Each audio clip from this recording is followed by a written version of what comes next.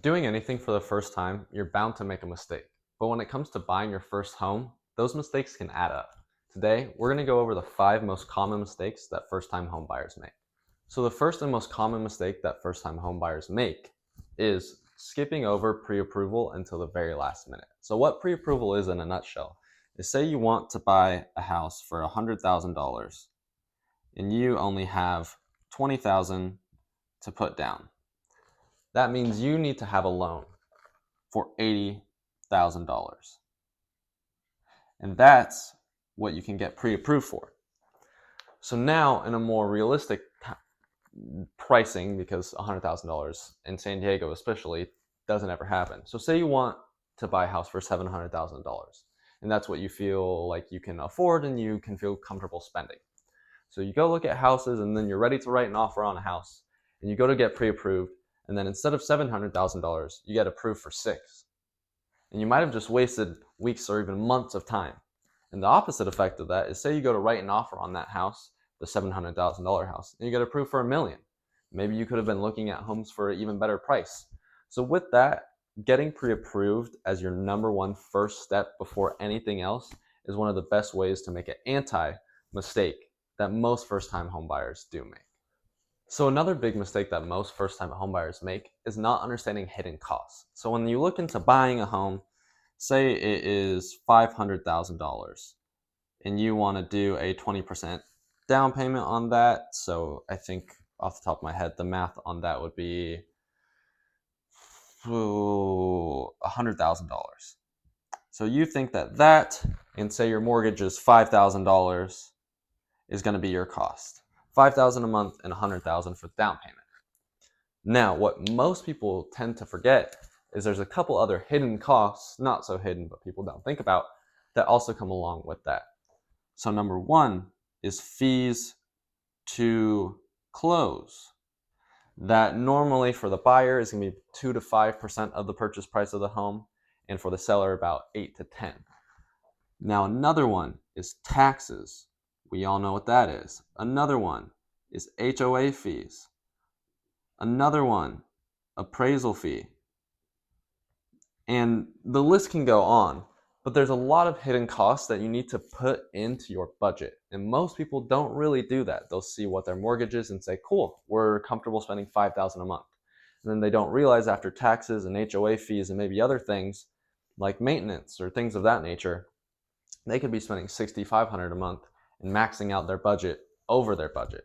So understanding the hidden costs of real estate before you go to purchase a home is one of the best ways to make sure that throughout the process of you owning that home, you're fully comfortable with the payments you're making. Now, number 3, and really one of the biggest one, is emotions. But what I like to tie to that as well is outside opinion. Now, everyone knows the kind of joke of you go to look at a house and your dad comes in and goes, oh, you can't buy this, the studs don't look good, and all things of that nature.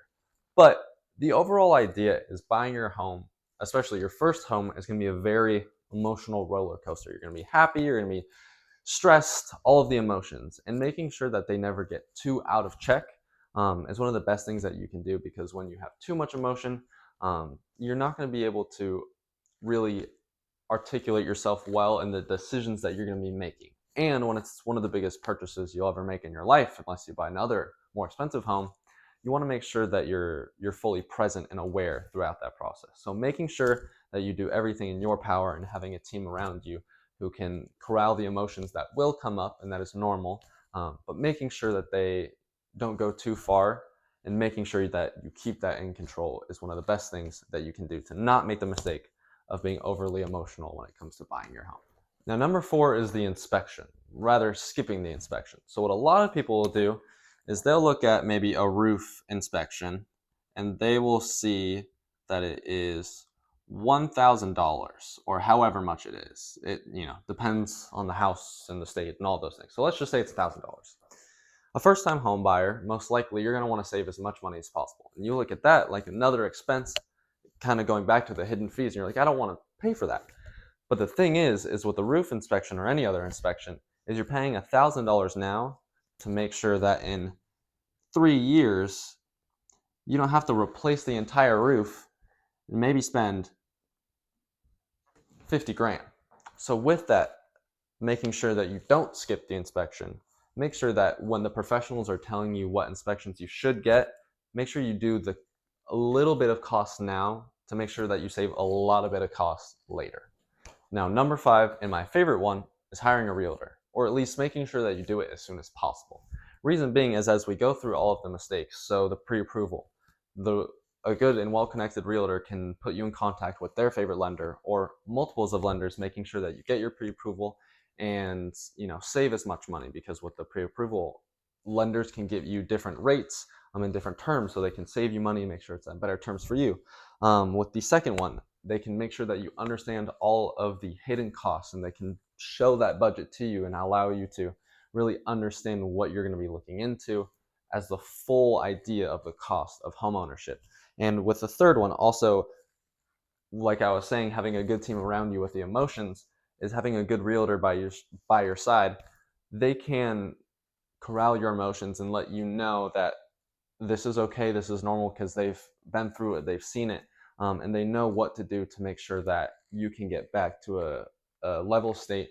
That way your emotions can go a little bit down and you can dictate very well the decisions that you want to make. And going back to the fourth as well, a realtor also is going to be able to know your market very well. And say they walk into an older home, they're going to say, hey, odds are we're going to want a roof inspection and maybe a foundation report, because these are the older homes, and maybe this roof is 5 years old and these style roofs need to be repaired or replaced 10 years, things of that nature.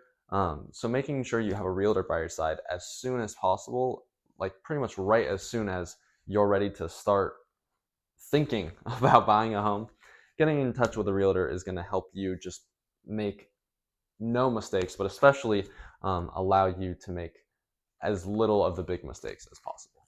Thank you for watching the video. I hope that gave you a good idea of the mistakes to avoid when you're looking into buying real estate, and also how to avoid them and do the inverse and do the good side of the mistake. But if you enjoyed this video, I'd really appreciate you leaving a like and a comment, letting me know you did. And if you really, really liked the video, I would ask that you consider subscribing, because I release videos like this every week on the benefits of home ownership and how to buy a home. So if that sounds like something you're interested in, again, a subscription would be very appreciated. But as always, thank you so much for watching this week's video. I hope to see you in the next one. Have a good one.